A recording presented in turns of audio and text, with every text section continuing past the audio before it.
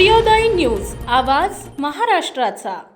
मंत्री दीपक केसरकर यांना निवडणूक कशी जिंकायची हे सांगण्याची गरज नाही, ती युनिव्हर्सिटी आहे। आम्ही विरोधात असताना दीपक केसरकर यांनी आम्हाला हैराण केलं होतं आणि ते नेहमी जिंकायचे असे म्हणत शिवसेना शिंदे गटाचे आमदार निलेश राणे यांनी दीपक केसरकर यांचे कौतुक केले। मंत्रालयात दीपक केसरकर यांच्या नावाचं वजन आहे। निवडक कामासाठी निलेश राणे आहे, बाकी इतर कामात दीपक केसरकर यांना फोन करा असेही राणे म्हणाले। एकनाथ शिंदे यांना आयुष्यात कधीही सोडणार नाही असेही निलेश राणे यावेळी म्हणाले। लक्ष्मी येत असेल तर घ्या, मात्र आम्हाला मतदान करा। जे पैसे देत आहेत ते नगर परिषदेत काम करणार नाहीत अशी टीका देखील निलेश राणे यांनी भाजपवर केली।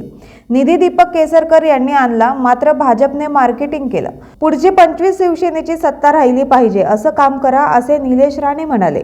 दीपक केसरकर यांनी आणलेल्या निधींचा कार्य अहवाल पाहून निलेश राणे यावेळी भारावले। आमदार झाल्यावर कळलं आणतोय कोण आणि खातोय कोण।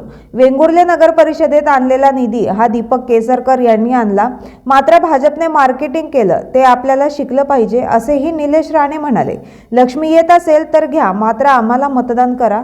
जे पैसे देत आहेत ते नगर परिषदेत काम करणार नाहीत अशी टीका देखील निलेश राणे यांनी भाजपवर केली।